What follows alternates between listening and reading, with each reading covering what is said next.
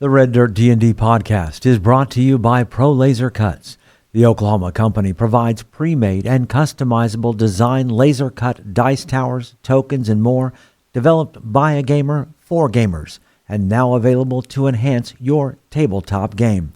Pro Laser Cuts products can be found at many Oklahoma City area game stores, local events, and now available online at prolasercuts.com.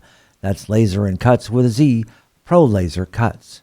And by SD Way Gaming, where dice goblins unite. Our friends at SD Way Gaming celebrate the beautiful dice players handpick for their games and splendor. SD Way Gaming has expanded to include many tabletop gaming varieties, accessories, and similar fun necessities to include a service for your dice addiction. You can shop for a variety of products at sdwaygaming.com or find SD Way Gaming on Facebook.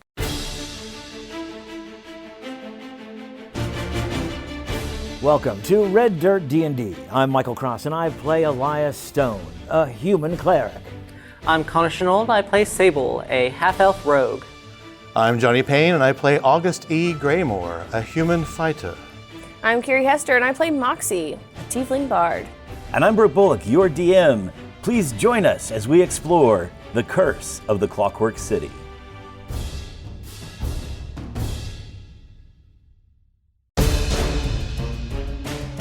When last we left our heroes, they were in a secret underground basement area of the fishery dealing with the possible feeding of a child to a shark by an automaton and some wizened, old, decrepit man in an office room. Moxie fell prey to one of his trap doors, but climbed out miraculously with her skill and dexterity, stepped into the doorway, and the old man, sitting in this foul-smelling room, 15 feet by 15 feet, this despicable office. The air smells of mildew and fouled with the lingering scent of a latrine. And indeed, Moxie, as you stand there, you can see a large possible chamber pot over in the back corner behind this catty-cornered desk, which is just wood rotted and dilapidated, and the top of it is just scattered and cluttered with trinkets and a few coins and some street salvaged items and dirty plates and bread crusts and a couple of goblets, one of them spilt over and empty, some fruit rinds. You might have even seen like a cockroach scuttle across within there or whatever. This filthy smudged lantern is hanging from a hook and stand. It's sitting on the corner of the desk, and sitting hunched at the desk is this jaundiced and ancient looking old man. His skin looks paper thin, speckled with old age and exposure, and he has reached up with his twisted, gnarly fingers and first pulled one of these several strands of dangly rope that are kind of just above his head there at the desk, and then reached up and pulled the other. And when we last left off, I asked you to roll percentile die to see if his trap mechanism works, and you rolled a 54. There's a 60% chance it works. And so you hear 2 crossbow bolts. Just don't do 16 damage. An 18 on the die. Oh, yeah. And a 3. So I'm leaning out of the way of one, and the other one hits me. I lean into it. and you take 5 points of damage from this crossbow bolt. And that is his action and his bonus action. But free action wise, this old man says, "Cog, intruders, feed them to the sharks." And we're back with August E. Graymore and your action. August holds his halberd with one hand and he raises the other hand up to grip the handle, and he stops. He is wearing his gloves. He makes a fist with the gloves, looks across the water at the rope and says, "No." And he switches his grip on the halberd and holds it in his right hand, takes half a step back and jumps, grabbing the rope with his left while he swings down with his halberd across the way to bury it into the ground on the other side, anchoring himself down. Would you like any rolls for that? Oh, yes. Okay. Let's go and first make a check to see if you're able to grab the rope. Athletics it is. Awesome. 19 on the die plus 5. Oh my gosh, like you must have swung as a kid on ropes. And then make a very simple strength or 2 hit, something that represents you embedding your halberd into the wooden floor on the other side. Throwing in my inspiration die. So that is 17. So yes, with the power of your dominant hand, you smack that and hook that into the side. You are somewhat dangling there, Yes. but you have a hold of that. What I'm looking for is the rope in one hand, Yes. the handle in the other, and as I try and pull my arms together, I'm raised. I know they're not in the water yet, but they're below the floor level. Pulling them up, and then I look over my shoulder at whoever's the closest to me. As you've jumped across this 10-foot by 15-foot pit with the water about 4 or 5 feet down below the level there, you've jumped catty-cornered, and so perhaps your halberd went right into the wood in front of Dr. Elias's feet. So this anchored halberd, you're hanging onto the staff of it, you've got the rope, maybe your feet are just barely dangling to touch the edge of the pit in front of Dr. Elias as well. Cog, the automaton, is right next to Dr. Elias to his left, and on the other side of Cog is Sable, Moxie being inside the room where this jaundiced old man is at.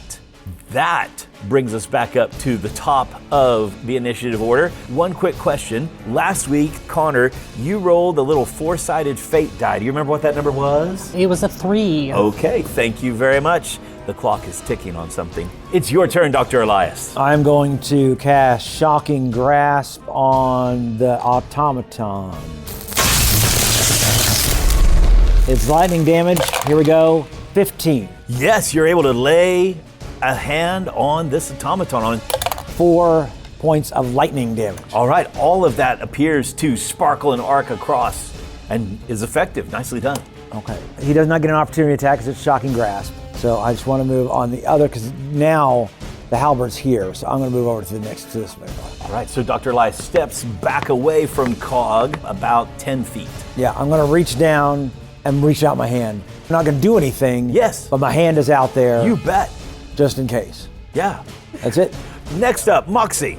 So I'm seeing this decrepit looking old man is there. I'm looking at him. There's lots of ropes. I just took a crossbow bolt to the arm. So I am going to cast Dissonant Whispers, and I need a wisdom saving throw. No, a 10 modified does not do it. Okay, so he's gonna take 11 psychic damage, and it doesn't work because he's in an enclosed room, but he has to use his reaction if available to move as far away from you as he can using the safest route. Maybe eliminate some of the ropes he can pull.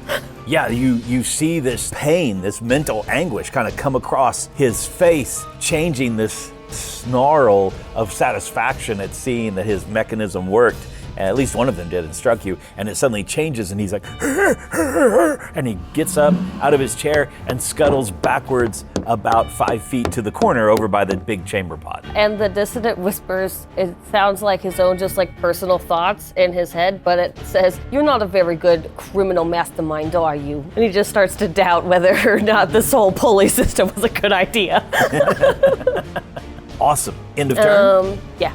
The kobolds actually, Our rats. the I'm still mad kobolds who about it. have been retreating this whole time, they actually move forward to the base of the stairs that go back up, but remain facing toward you guys. And now it's Sable's turn. So it's just a regular attack for me on Cog. Elias stepped away, and technically August is not in combat with it. Modified 20 to hit. Okay, yes, that's a hit. 6 points. Very good. Okay. Again, not all of it goes through, but nicely done. And then because of my rapier, I get advantage on my dagger attack. A 26 to hit. Okay, that also is a very powerful hit. And that has my sneak attack with it. For 4 piercing damage. 4 piercing damage. Again, not all of it goes through, but we have heard the old man's voice earlier tell Cog to feed the intruders to the sharks.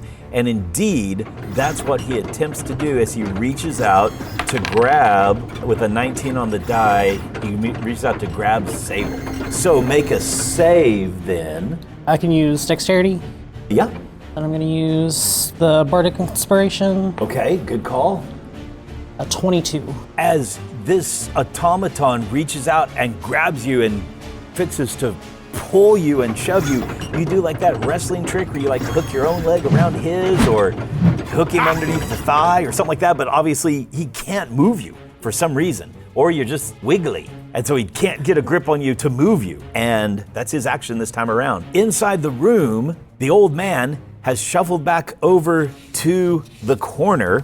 Does the effect of moving just away for from this- you, just for that? It's just for that round. Just I for was that. I was double checking the same thing. Just for that one round. Yep, okay, very good. So he kind of shakes that off for a second and then takes a step forward where he can reach another one of these dangly ropes. There's about 6 of them hanging overhead from above the desk. And he grabs it and pulls it down and shouts, "Joanna, get in here! Sick 'em!" Part of the west wall of this office slides open.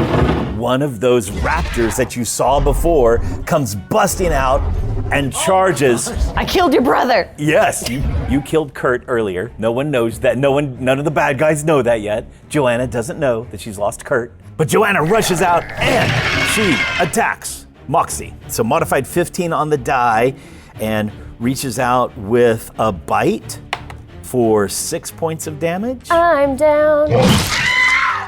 Oh no. I only had 3. He hit me with that crossbow bolt. Yeah, I only got 8 hit points. there you go. We're level 1. So bites and Moxie just kind of go limp on the ground. And then continues its move action to jump over you and can make it right next to Sable through the doorway and attacks at Sable with a claw as a 3 on the die. Not even close. So there's a raptor in the room, and August, it's your turn. You are teetering, dangling. You've got a hold of the rope that is holding the bundle that contains wrapped up Tomas, and you have pulled it catty-cornered kind of up away from the water a little bit in this pit. You impaled your halberd into the wood floor and you're holding on to the haft of it with the other hand, possibly trying to get a toe or something to the edge or pulling yourself. What would you like to do? I'm going to pull with all my strength to the good doctor's outstretched hand. So I'm holding the handle of the halberd, which is next to the doctor, but then behind me, my other hand is holding the rope. I'm going to try to pull this rope around till the doctor can reach it. Most excellent. Give me a strength check or athletics, whatever you'd like to do. Okay, that is a nat 20. You are a hero. We're in motion from the swing as you jumped out and grabbed it, and you're just able to continue the kinetic energy of that swing right toward Dr. Elias's outstretched hand. And if you're finished, If there's nothing else I can do, otherwise, if I can, I just want to hop next to my halberd. Yeah. Yeah. So I'm right here, halberd buried in the ground, and I bend down to start to pull it out. all right, so you sling this rope toward Dr. Stone. You yourself then pull yourself with the embedded halberd and land on the wood floor again, the water pit right behind you. You are next to Cog. Sable is on the other side of Cog, the automaton, and Dr. Elias is about 10 feet behind you. So, Dr. Elias, August E. Graymore has brought this rope right into your hand and passed it off to you. And I'm going to just use all my strength to pull that thing up onto the thing. Yes, the boom of this arm that's sticking out, then the rope and pulley system that's holding this, it starts to move a little bit, swinging around to the right as you pull the rope and the bundle attached, all wrapped up with the child's only the arm sticking out of it. You pull it to yourself. I pull it to myself. I hold it tightly. I drop back 5 feet so he and I are out of the water. Yes. So I move back 5 feet. So that's my action. I am going to cast bonus action Healing Word on Moxie. Oh, through the door you can see Moxie's fallen form. Yes. 9 points of healing. I'm back in max, baby. There you go. And so I'm just going to hold him there. That's fantastic. You do hear some whimpering from inside of this canvas wrapped bag. I say, oh, okay, don't worry, Tomas. I got you. Nothing's going to happen to you. I got you. Moxie, Okay, stand up, so bears have my movement. There's a raptor behind you, the jaundiced, ancient-looking old man. Just for the sake of spell slots here, let's try Firebolt on him so I don't have to use a spell slot. No. This fireball goes crashing into the wall behind you. I'm just gonna move into this straight so I can still see out the door. Yeah. But now I'm farther into the room. Excellent. You can see this lizard Joanna came out of a sliding panel in the wall, and if you peek in there or look, you can see it's some type of filthy bedroom. And then as a free talking action here, I'm gonna say, if you kobolds don't actually attack something, I'm gonna smash this egg! Alrighty. And that's my turn. The kobold. At Moxie's words, you see these rags come off. It's not, as they leave the body, it's not a trench coat. It's just like a raggedy old blanket. And one of them takes off a hat and throws it down. And there are 3 kobolds that then scatter here. And they rush up on Joanna, the raptor, and missed with an 8, but it's gonna hit with a modified 19, and I don't think the third one can quite get into position, but they do pull out dagger. 2 hit points. They stab it in the tail from the back. And now it's Sable's turn as you see these kobolds come skittering forward toward the raptor. About time. So what I'm actually going to do is I am going to action disengage. Yes. And I'm going to hop into the room that Moxie is in. You safely disengage and then swing yourself around the corner. And close the door behind me. Just kind of menacing at the guy. You got any tricks left? Or is this about it for you? Oh, if you stayed right there, a crossbow could definitely hit you. Take us out to the left. Yeah, I'm gonna use the rest of my movement to advance on him. Can I do some type of like intimidation maybe? If you'd like to. Okay. Yeah, that's only like a 7. Yeah, he glares at you really badly. And so you move up right in front of him. Cog turns, Sable having left Cog turns and makes a grapple check against August E. Greymore. 18 on the die. Oh, yeah, he couldn't move Sable. There's no way he can move you. He grabs you and gives you a good heave toward the pit, toward the water pit, and you're able to, ain't going nowhere, dude. So there's a final rope that hasn't been pulled over the thing, and he yanks and pulls it. Sable, make me a dex save. 21. Oh, yeah. How do you escape this trap door that opens up underneath you? So I see him grab the rope and extrapolating from what happened earlier, I figure floor's about to fall out from underneath me and I just hop to the other side. Still right next to him, yeah. That's fantastic. This catty corner hop. You are now right behind the desk. He is right in front of you. Moxie's right behind you. August E. Greymore, this automaton has tried to throw you in to the water. So yeah, I'm gonna puck this out of the ground and swing away. 17. Yes, armor class 14 on this thing, and so you go to swing at it. I'm also gonna swing away also at the other one. 12. Scaly hide. You scrape across it, but don't draw any blood. Okay. So 7 points of damage.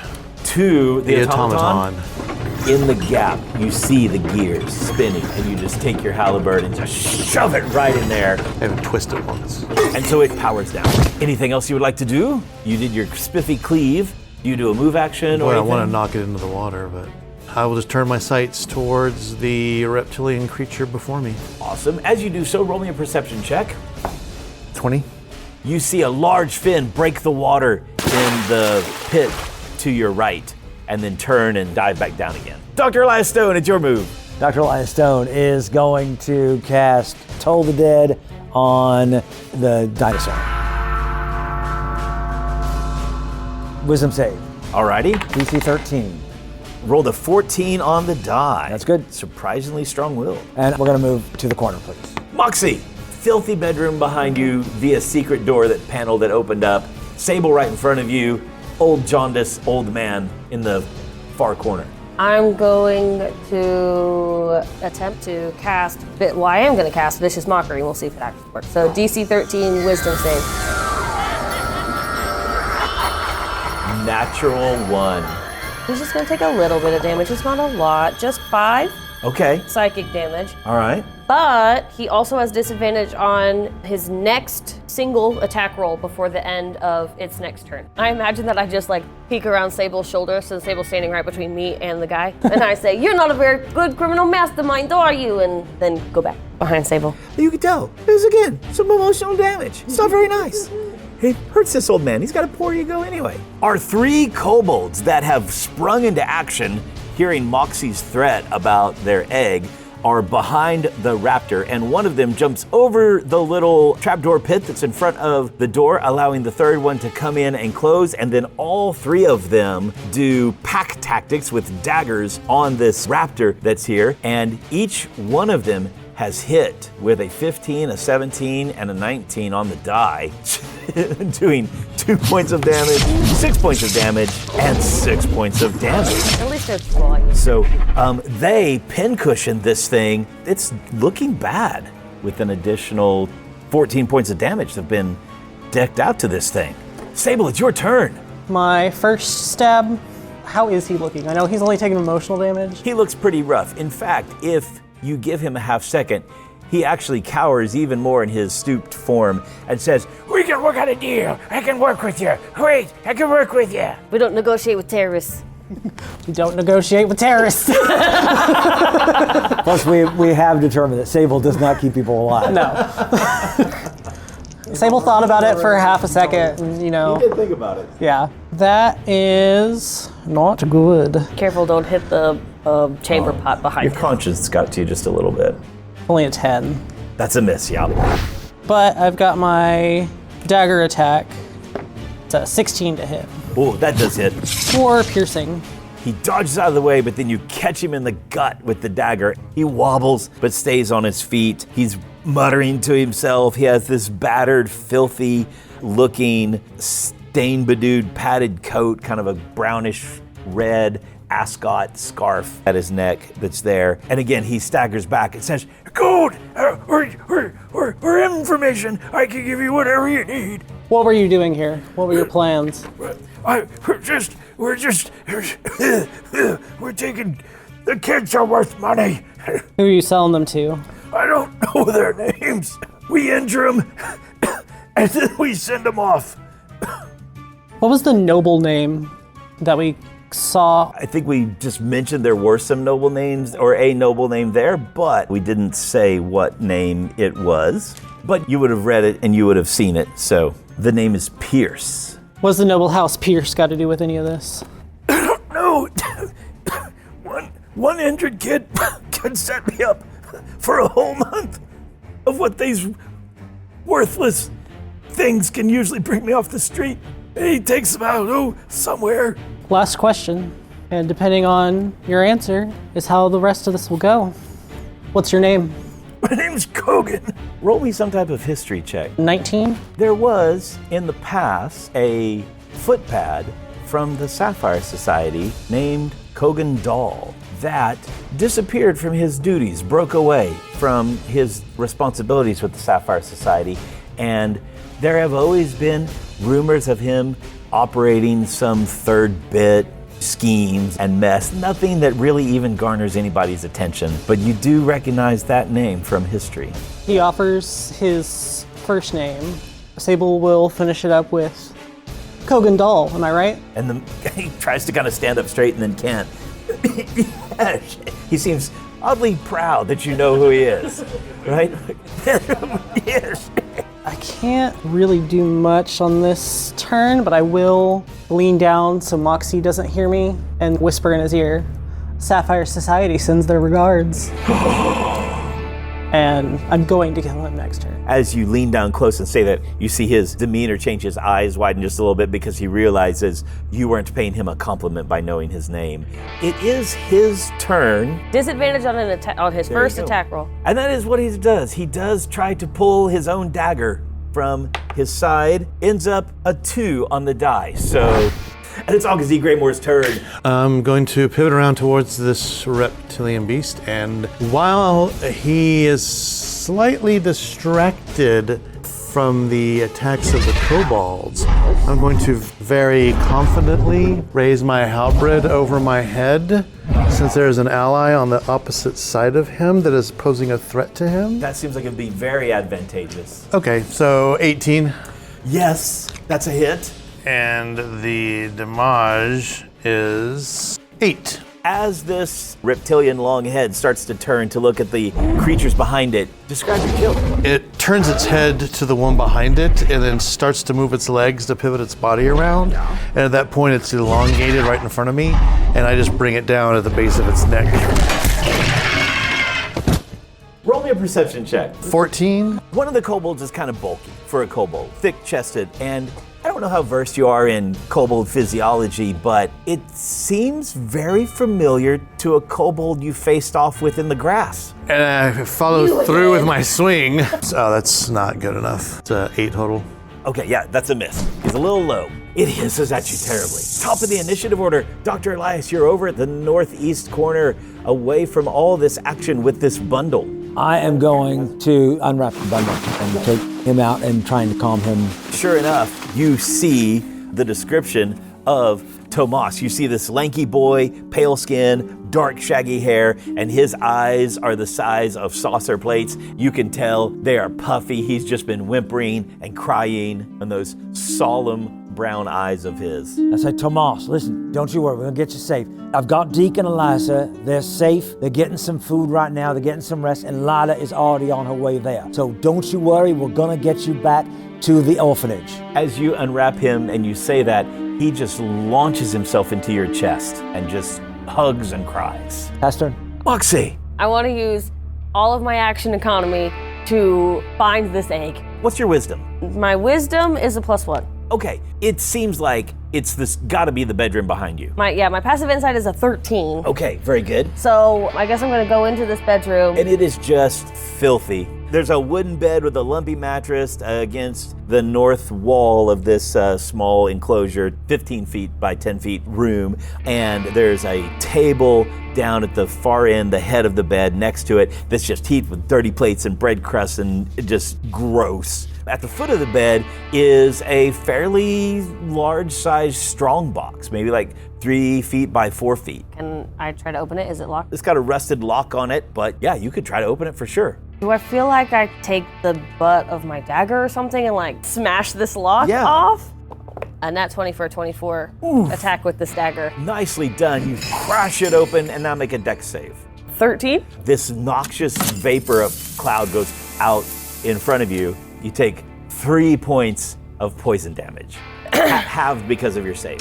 And you pop it open, and there's bundles of just filthy, moth-eaten clothes. It wasn't a trap, it was just this stinky laundry. And you move a couple things out of the way, and there appears to be like a battered, terrible-looking wooden hat box inside there. And you flip the lid off of it, and sure enough, about the size of what we would call an ostrich egg is this red speckled egg. Could I do an Arcana or a Nature? Hear what kind of egg this Yeah, is? you could do Arcana check, that'd be great. Only an 11. Knowing that you're looking for a kobold egg, this certainly seems like it should be a kobold egg. I'll ask Sable. Take the egg. Okay, you pick up the hat box. And that was a lot, so Yeah. that's my action. Holding the egg. Excellent. Sable, you have just told him Sapphire Society sends their regards. yes. And with my rapier attack, that is a 22 to hit, Yes. 6 damage. Oh, yeah.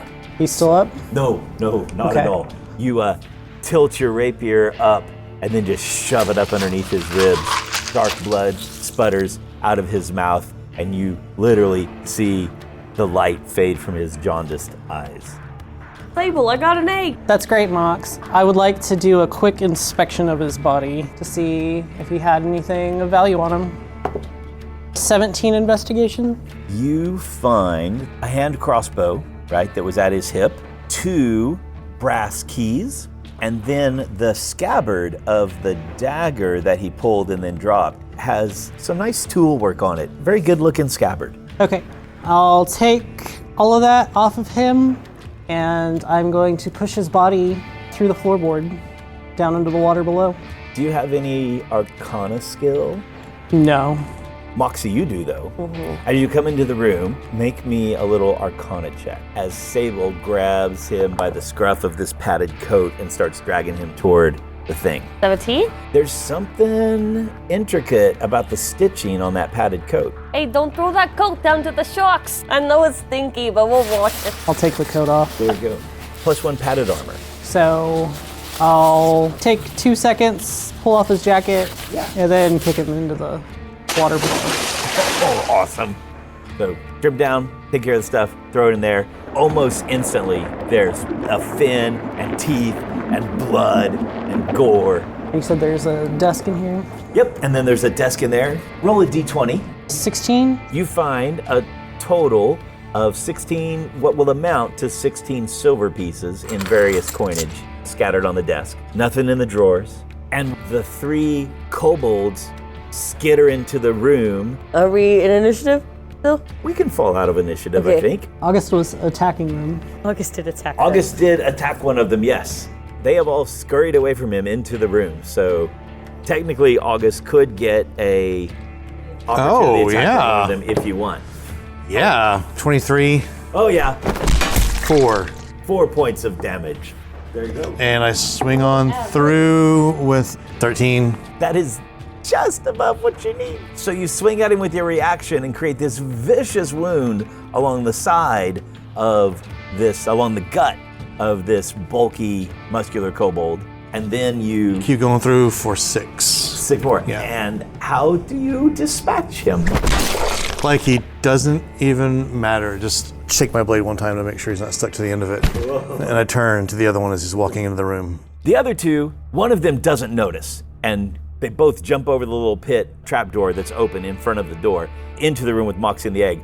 But one of them does notice and turns around and in broken common says, "Ah, ally, ally." My allies don't kidnap children.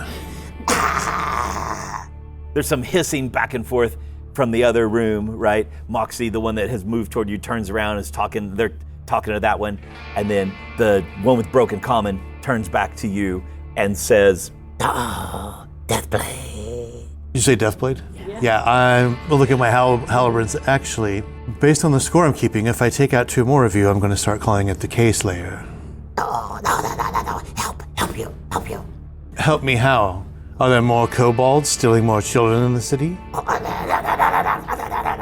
Go on. Kids, move, sell. And he makes a motion for like an arm being lopped off. Yes, if you try to sell another kid, I will lop your arm off. At the neck. And he points into the room. Go on. Sell, kid, we, find, help find. You're going to help us find the kids that he has sold. Yes. Doctor, you follow this, right? Am I understanding this right? He's saying that if I let him live, he will help us find the kids that he helped to kidnap and that they could sell. Now they've been sold, and he's going to help us find to whom they have been sold. Sable, you and Moxie see this one kobold, his eyes like his head and eyes moving back and forth between August and Dr. Elias. It sounds like they could be allies to help us find the kids they've already kidnapped, which means we probably need to keep them alive and probably even make a deal with them, Moxie.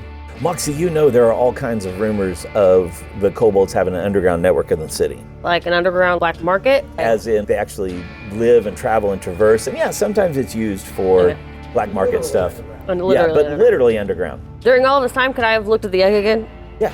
Finally, a 15 for Arcana. Yeah, looking at them, you're very confident. Okay, I was making sure it wasn't like a big evil dragon or something. I was gonna give them this egg. So yeah, I just hold on to the egg. Moxie, I gotta say something. Us killing their kid would be no better than what they've done. I said he's right, but Mox, don't give that egg away. That's our only leverage. The party stands in contrast of their options and what to do with this egg as 2 kobolds remaining look anxiously on for the decision of is there an alliance or is there more combat?